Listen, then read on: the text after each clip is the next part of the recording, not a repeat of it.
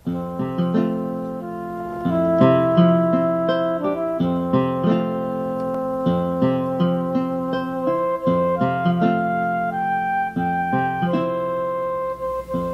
mapagpalayang araw po sa ating lahat, lalong-lalo na sa mga kapwa ko deboto ng ating ina ng laging saklolo. Samahan niyo po ako ngayon na pagnilayan ang salita ng Diyos ayon kay San Juan. Naranasan niyo na ba ang mangulila? Siguro sa mga kapatid nating nagtrabaho at nagtatrabaho sa ibang bansa ay alam na alam nila at damang-dama nila ang salitang pangungulila. Ako po ay nagmisyon sa Vietnam sa loob ng 1 taon.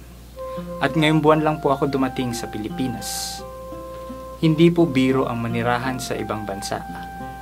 Ang tipong wala kang maintindihang salita. Hindi ka makakain ng maayos dahil naninibago ka sa pagkain. Walang pamilyar na lugar. At higit sa lahat, wala kang makasamang kapamilya o kaibigan na pwede kang magtapat ng iyong nadarama. Ito po ang aking mga karanasan sa mga unang araw ko sa ibang bansa. Ako po ay nangungulila sa aking mga nakasanayan. OFW man po o hindi, minsan sa ating buhay, tayo ay makakaranas ng ganitong yugto. Ang mangulila sa ating mga nakasanayan. Ito ang pangungulila sa mga bagay, lugar, at mga taong naging parte na ng ating buhay. Minsan, ang pangungulilang ito ay pansamantala lamang, at minsan din, ang pangungulilang ito ay panghabang buhay. Sa ating pagbasa ngayon, si Jesus ay nagwika. Ang lahat ng sangang nasa akin na hindi namumunga ay puputulin, at ang lahat naman ng sangang namumunga ay pupungusin upang mas lalo pang mamunga. Sa aking pakiwari, ang mga yugtong tayo ay nangungulila sa ating mga nakasanayan ay ang mga panahong tayo ay pinupungusan ng Panginoon.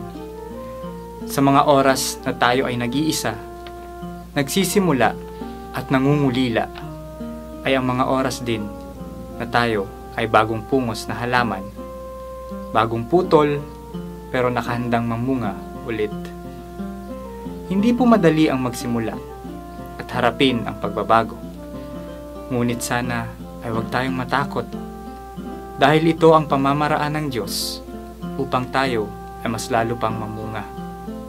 Sabi pa nga ni Jesus, "Manatili kayo sa akin at ako'y mananatili sa inyo."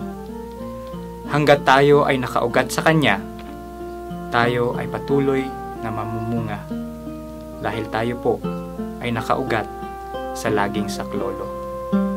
Pagpalain sana tayo ng Panginoon sa ngalan ng Ama, ng Anak, ng Espiritu Santo. Maraming salamat.